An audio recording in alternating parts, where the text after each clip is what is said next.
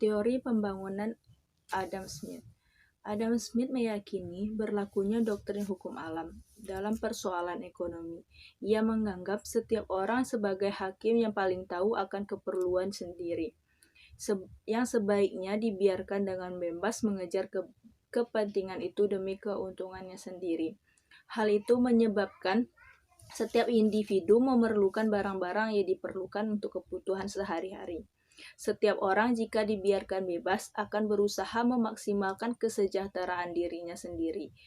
Karena itu, jika dibiarkan bebas akan memaksimalkan kesejahteraan mereka secara agregat.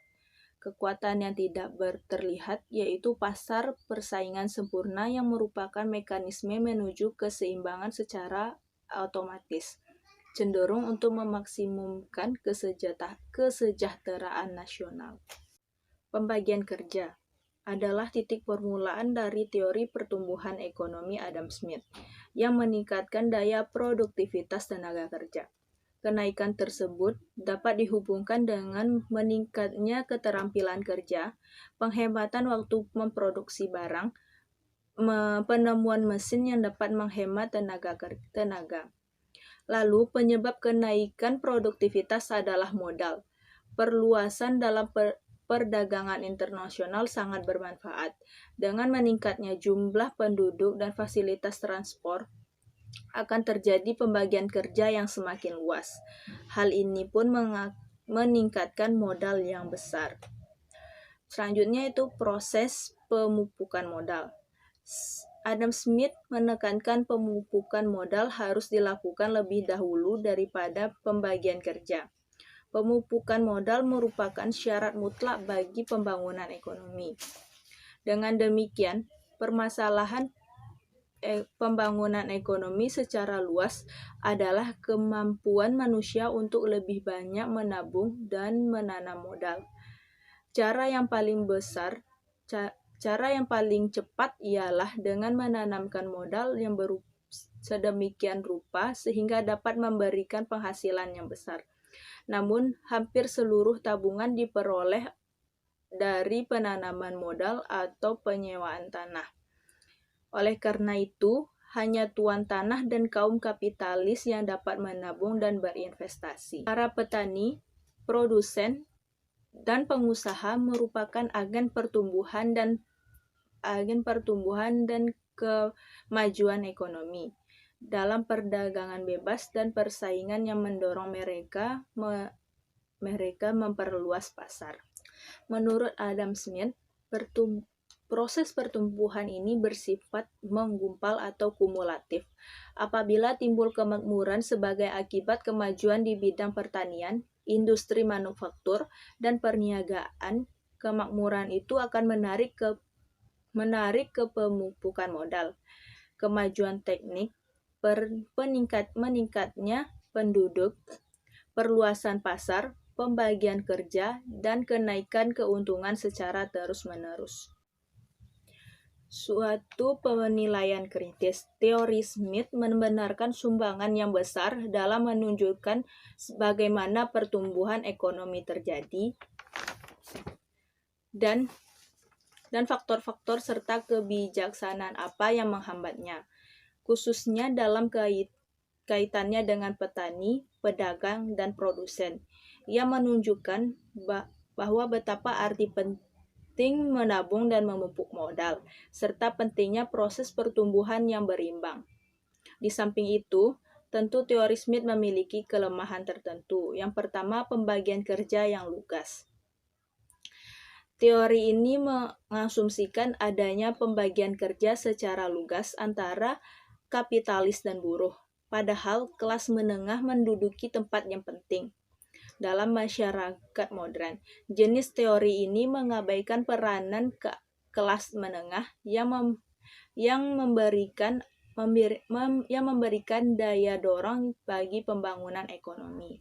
Alasan yang tidak adil bagi kegiatan menabung. Menurut Smith, orang yang dapat menabung adalah para kapitalis, tuan tanah, serta lintah darat. Namun ini adalah alasan yang tidak adil. Sebab tidak terfikir olehnya bahwa sumbangan utama ke tabungan di dalam masyarakat adalah orang yang menerima pendapatan dan bukan kapitalis serta tuan tanah.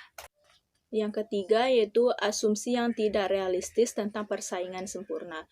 Keseluruhan teori Smith didasarkan pada asumsi yang tidak realistis tentang persaingan sempurna. Kebijaksanaan pasar bebas dari persaingan sempurna ini tidak ditemukan di dalam perekonomian manapun. Yang keempat yaitu pengabaian wira swasta atau pengusaha. Smith mengabaikan peranan pengusaha dalam pembangunan. Hal itu merupakan suatu kelemahan yang serius dalam teorinya. Pengusaha merupakan titik sentral dalam pembangunan sebagaimana diterangkan oleh Schumpeter. Mereka inilah yang mengatur dan menghasilkan inovasi dan dengan itu menghasilkan kepembentukan modal. Selanjutnya itu asumsi yang tidak realistis tentang keadaan stasioner. Smith berpendapat hasil akhir suatu perekonomian realistis adalah keadaan stasioner. Ini berarti dalam ekonomi serupa itu memang terjadi pembentukan, tetapi di sekitar titik keseimbangan saja. Terdapat kemajuan walau pelan, seragam dan teratur bagaikan sebuah batang pohon. Tetapi penjelasan tentang proses pembangunan ini tidak memuaskan, sebab pembangunan terjadi tidak secara teratur dan tidak seragam, serta tetap.